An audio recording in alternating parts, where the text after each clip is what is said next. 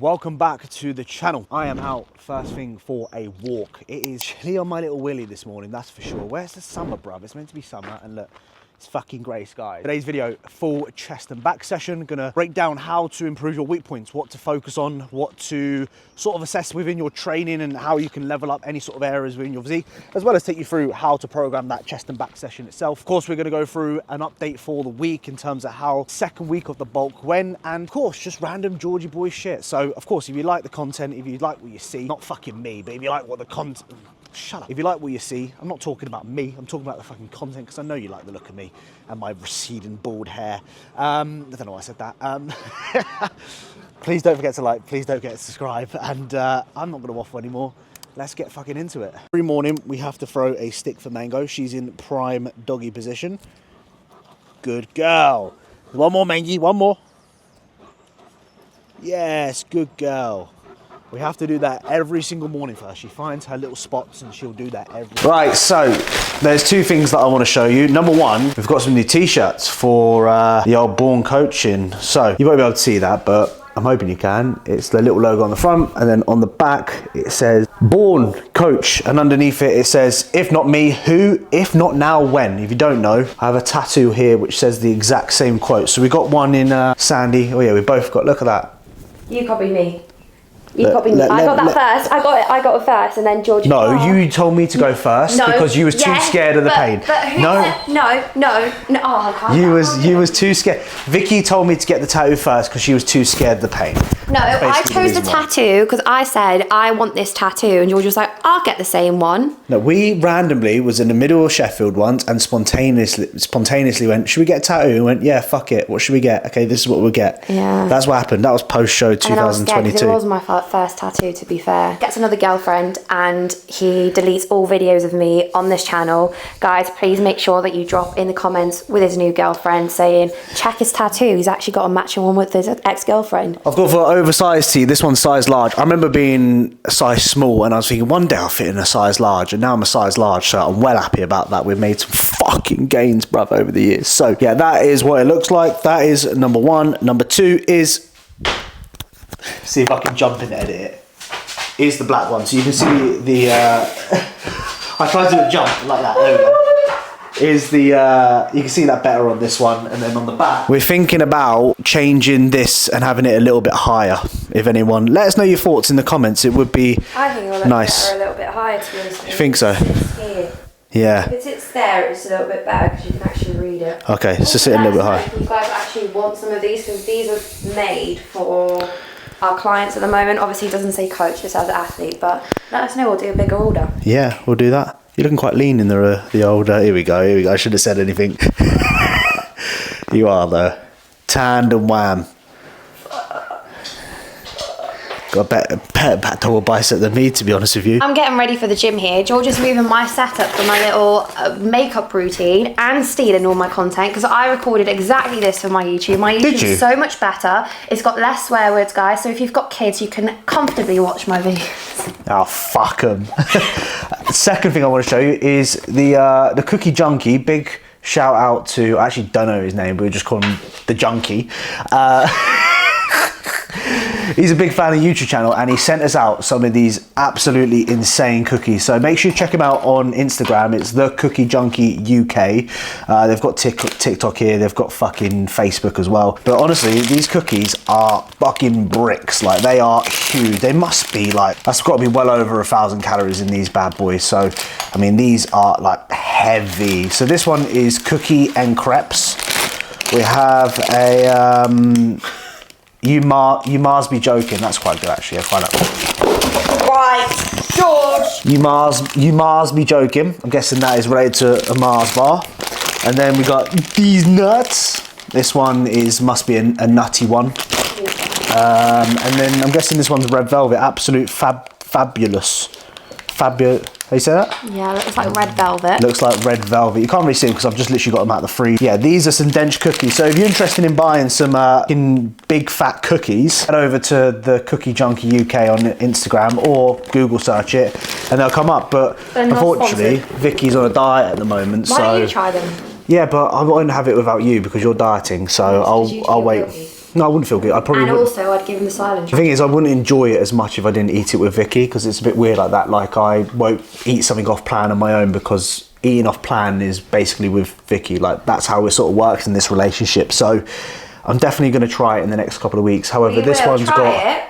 We will try it next week because I've got a photo shoot that I'm actually going to get George into. Welcome to this part of the update for the week. I got a lot of feedback last week from doing this, so thank you to everyone who watches, likes it, and hopefully you can fucking gain something from it, because this is why I'm doing it, just to show you what you should be tracking and what you're doing. So a lot of the things that you see on the screen right now are the things that you need to be tracking. If you want to learn more about your physique, if you want to be making the best decisions for you, you've got to be doing this, especially in your learning years of bodybuilding, because when you start as a beginner, or if you've trained for less, in my opinion, than 5 years, you don't know your body inside out. I've been doing this for nearly 10 years now, so luckily I know my body very, very well. But for this purpose of the video, the reason why I track all this stuff is, number one, I love data, and number two, it shows that I walk the walk as a coach as well as an athlete, because I get all my athletes who I coach to do the exact same as what I'm doing right now. And it's so important for you to learn and to make the best decisions, and that's going to lead to you making the best progress. Let's dive into scale weight. My scale weight average has dropped a little bit this week. It went up about 0.5 of a kilo last week.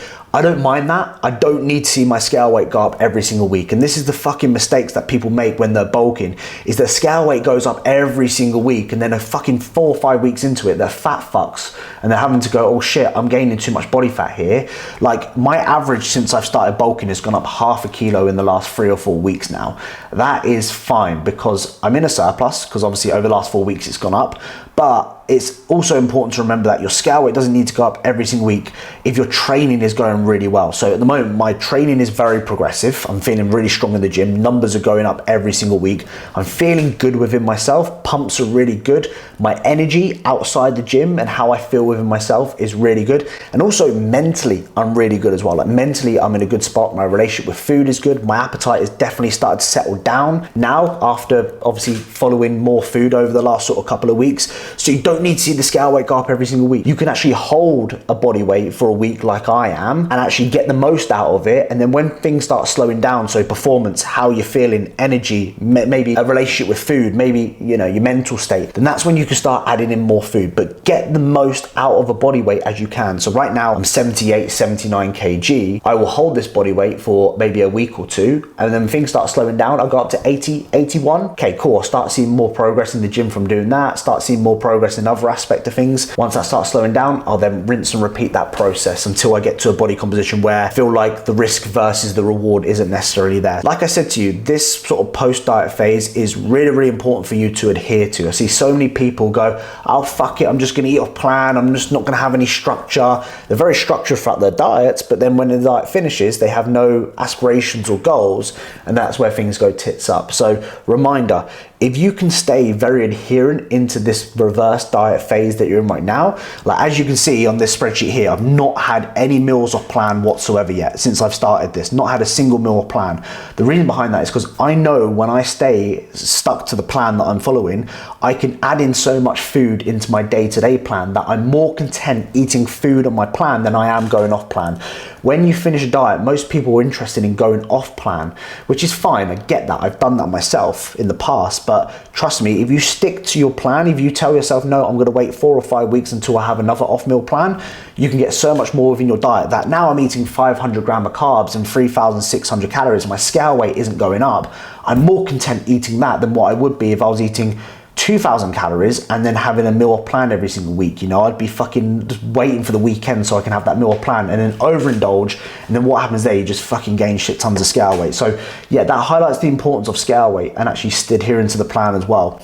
My training's been fucking flying, guys. Obviously the novelty of a new training split, that novelty is going to wear off. It always does. So when you put a new split in place, you start seeing that momentum building, doing new exercise, you see these big jumps, and then all of a sudden it does start to slow down a little bit. So I'm in that phase right now where I'm seeing those big jumps just because I'm going through the second, the third rotation of doing that session. And some of the movements that I'm doing right now take maybe 4 or 5 weeks to kind of get used to. But either way, I'm absolutely loving the training split and everything that I'm doing so far. Everything is just hitting the spot and I'm finishing the session knowing that I gave it my all and feeling like I've got some good progress underneath my belt. So in today's session, you will see the rotation 1 of my chest and back session, which will be this session here that you can see. So hopefully you get around to watching that and you can see some of the intensity and some of the progressions that I'm making. Obviously, everything is going well from a feedback perspective, from recovering stress. Digestion's all been good, sleep's been better, my health markers are in place, my injections are being pretty consistent so far.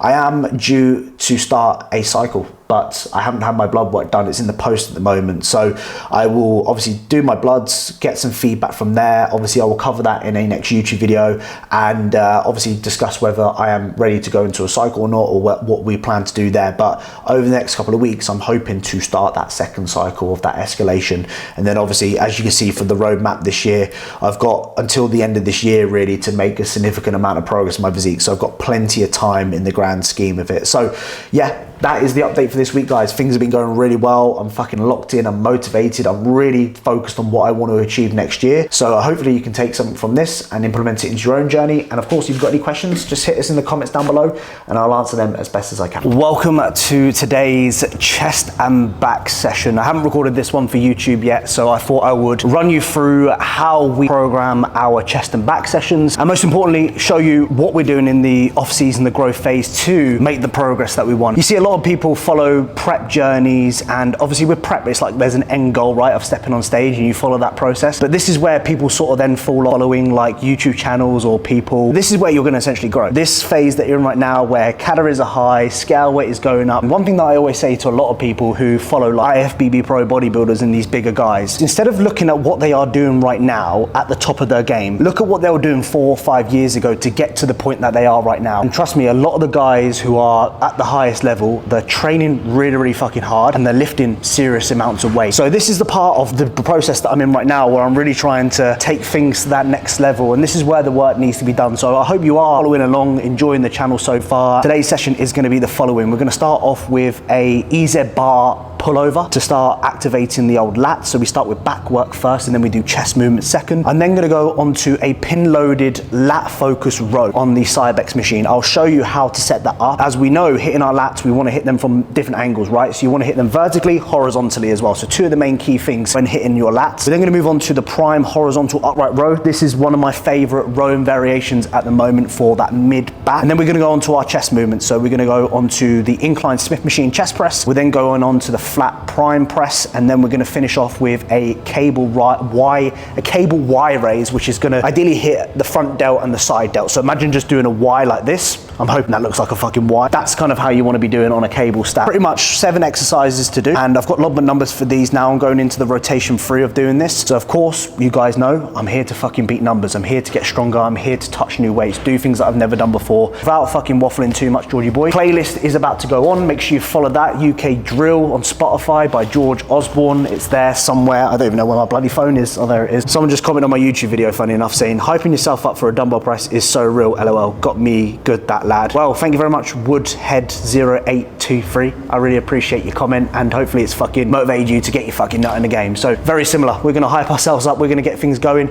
And listen, at the end of the day, if people I know I'm waffling now, but if people sit there and like, if they see me hyping myself up to do a dumbbell press or any sort of exercise in the gym, like this is a fucking gym. Like if I have to hype myself up and motivate myself and scream and shout to get myself locked in, I'm gonna do that. And chances are the people that take the piss out of you, who laugh at you for grunting or making noise at the gym, they probably don't lift the amount of weight as you. They probably can't train as intensely as you. The way I see it is, am I gonna listen to someone who I don't wanna look like? Chances are I'm probably not going to. And most of those people who give you shit for doing what you want to do normally don't look like you. They don't train anywhere near as hard as you. So fuck them, absolutely fuck them. So I'm going to send it. I'm going to scream and shout today. I'm going to have a good time. So starting off with ab work first, you know how important this is for your physique development. I see so many people either miss out on training abs, or they'll simply do it at the end of the training session. And when you do it at the end, chances are you want to go fucking home anyway. Chances are you're going to half-ass it. So do it first when you're fresh and you're motivated. Get it out of the way almost, okay?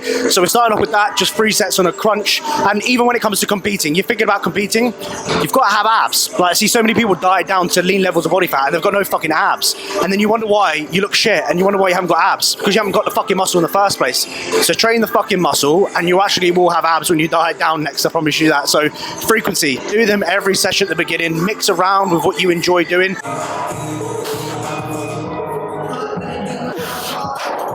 So let's dive into weaknesses and what we need to focus on when it comes to improving these. So the key thing for me is prioritizing them at the beginning of every single training session. Reason for abs, you do it because you are fresh, you're motivated, you've got the most energy, so you're going to be able to give it your absolute all here. So with any muscle group you've got, remember, number one, do it at the beginning of the session. Number two, it comes down to frequency. Now, if you're training a muscle group once a week and you want to improve it, you're probably not going to see as much growth in comparison to doing it 2 or maybe even 3. Now, like I say in every video, you need to remember that when you are doing more, you can't do more in a session, especially when you're doing more throughout the week, if that makes sense. So be obviously wary of that if you are looking to do it maybe 3 times a week. But generally speaking, I would recommend most people doing it twice a week at least, okay? Just spread it out throughout the week and obviously make sure that you're able to recover by the time you get around to next training session. So you might do it, for example, on a Wednesday, and then you might do it, for example, on a Saturday. I think the next key thing, of course, outside of the basic is, of course, picking movements which are going to suit you best. Now, a lot of us are almost kind of like, what's the word I'm looking for, attached to certain exercises. And whilst those exercises are enjoyable, at the same time, are you getting the most out of that exercise for that target muscle?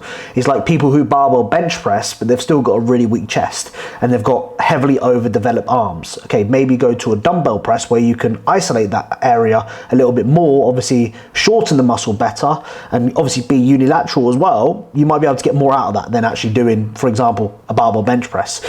This particular exercise, as you can see, I wanted to dive into this as we're here as well. The key thing to say with this is, as you can see, I'm not driving my elbows fully back. I'm just keeping it in line with my body, because if I drive my elbows fully back, then I'm going to retract the shoulder blades, which is then going to hit more of the mid back. So if you are looking to do a horizontal lat focused row like this with both arms, ideally a neutral grip is always going to be favorable, and you kind of almost want to drive your elbows in towards your ribs. So when I'm doing this, I'm trying to think elbows to ribs here.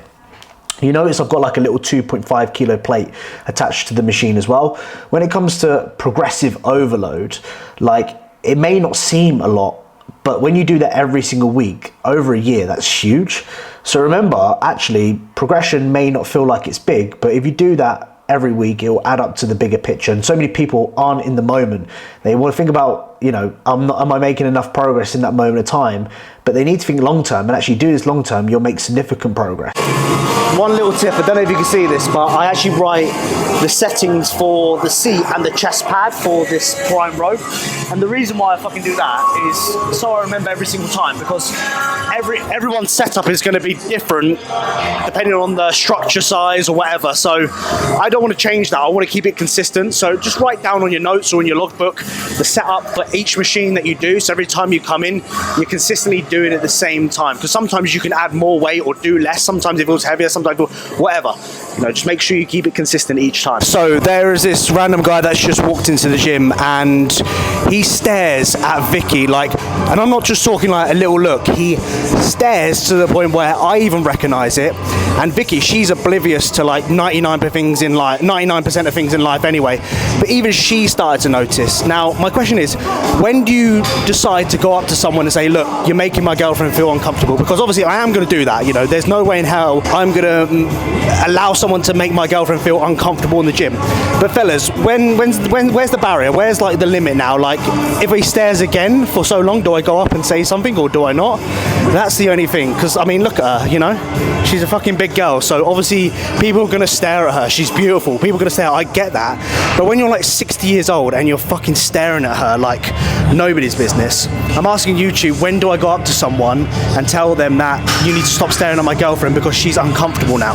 That's the topic of conversation. Did you see that person come in? Yeah, I saw him come in, and it's just like, fellas, let us know in the comments, like, when do you do that? Is it to a point, like, do I do it now, or do I do it a little bit when he's just walked in? So if he does it again, do I just go, hey, look, fucking stop staring on missus, or me and you, I'm gonna fucking knock you out, you old cunt. So upon reflection whilst recording this, I think this is a little bit too heavy for me, and the reason why I'm saying this is a little bit too heavy is because if you look at my hips are just like rising off the seat when I row.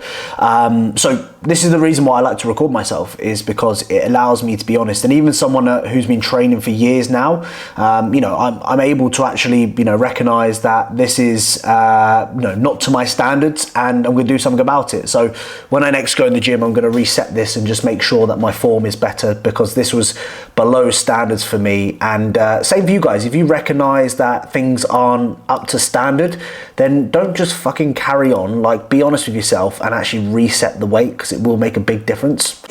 So that is back work done. 3 exercises, 2 for lats, 1 for mid back. Now remember, like I said in the previous video, I don't need to be doing crazy amounts. I'm training back again in 48 hours time. I'm also doing it on Saturday again as well, and I trained it 2 days ago. So when your training frequency is up, your volume needs to come down, and obviously I'm not on cycle or anything like that at the moment, so my recovery isn't anywhere as good as what it has been in the past. So there is no point trying to do more at this moment when I'm not on cycle. When I'm on cycle, I might be able to for sure, but for now this is like the sweet spot. And there's a few things when it comes to your recovery to assess: is muscle soreness, logbook numbers, and generally how you are feeling as well. Like if you're going into a session and going, oh fuck, like still sore from the other day, or maybe I'm getting slightly injured, then you might be doing a little bit too much for what your body can recover. And everyone's volume requirements are going to be different. Some people can do more, some people can do less. It depends on obviously the amount of muscle you carry, the strength, the volume, training to muscular failure. All these things play a huge part in it. Are you in a calorie surplus? Are you in a deficit? Typically people who are dieting don't need to do as much as what people are in a surplus. So loads of things take into consideration. So I really love this exercise for the chest. As you can see, I really overload it in the lengthen position, and I don't have much weight in the middle peg. For me, I'm able to target my chest way more when doing this. If I loaded a lot more weight in the middle pin, then I'd get my triceps to engage more. And for me, I am a very much tricep presser. Like my arms have always been stronger than my chest. So luckily with this prime piece, you can change the resistance profile. And when I lengthen the chest, I'm getting more out of it. It drops off nicely in the shorten, where majority of the time the shorten range is where I'm going to get my get a lot of tension in the triceps. So this works really, really well. 1 for the gym bag. Get yourself some yoga blocks. Get yourself some yoga blocks. Get these off Amazon. They cost like £8 and they're very handy for pressing movements, especially if you haven't got a spotter for the first rep, or even like a row. Like I put this on like a chest supported row, and it just reduces that range of motion. That lengthen position, I can kind of like get it into position quicker, if that makes sense. So these are very, very handy. Also, if you're quite short on a, I don't know, hack squat, you can put these underneath the shoulder pads and you've created a little bit more range of motion. So they're quite versatile, and I think these are, for how much they're worth and how much you can use, I think it's a really, really good investment.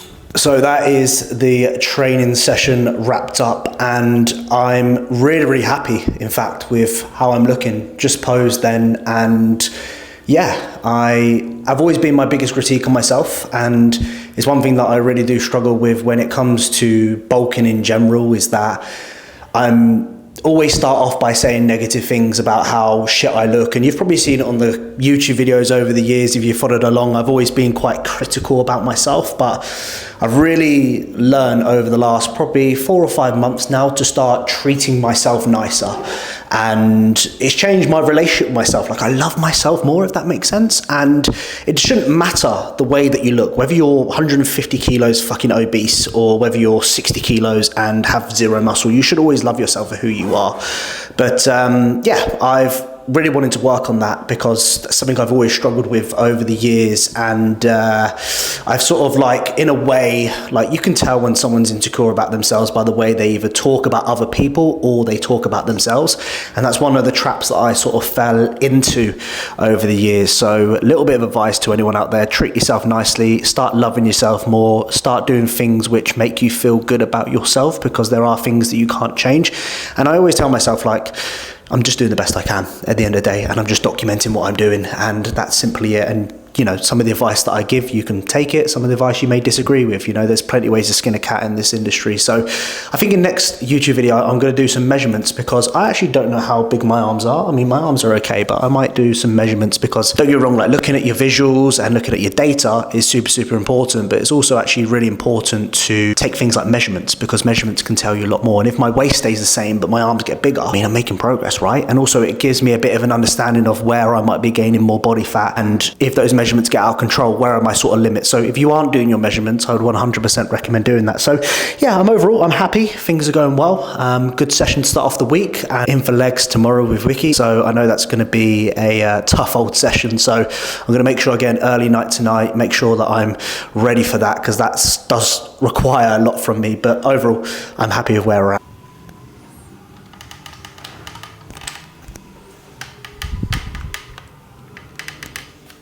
Very nice and very tanned.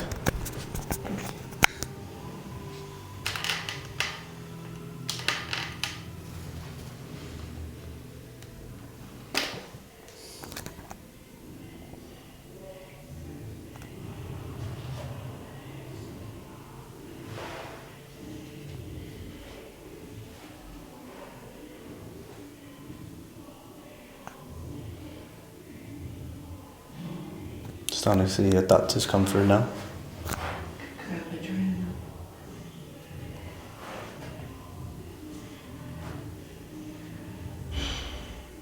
Are you happy? I am happy. Obviously happy, but not necessarily satisfied. But I am happy. I feel like this has been probably the easiest diet I've done. Good. So, I mean, it's been a long one, but we've accepted the fact that it's going to be long. We've accepted the fact that I just need to diet a little bit harder maybe than the average person, but I don't mind that. As long as I know my body's responding, I'm heading in the right direction, it's all good. Fucking hell. Let's go. I mean, I've got better chest than the majority of guys out. I know, better chest than me, bruv. I fucking train it fucking twice, 3 times a week. Fucking hell. Oh, she's fucking... I'm gonna put a link in George's video for a GoFundMe to get my boobs done. So comment down below, Mike, if you have watched the whole thing. Here's my little mic. Hello, hello, hello. I'm using a different one I've got on here. Anyway, shut up, George. I basically turned this into a vlog, haven't I? So enjoy another vlog for the week. I want to try and pump out as much content as I can, because I am really enjoying posting content right now. And I think for me, the key thing is just enjoy posting and just be consistent with it. So yeah, thoroughly enjoying tracking and documenting the process. I hope you guys are as well, and I hope you are taking something from it each and every video that you can implement into your own journey and process. I'm gonna love you, leaver. I shall see you guys on Sunday for another big video. Please like, please subscribe, and I shall see you in a bit.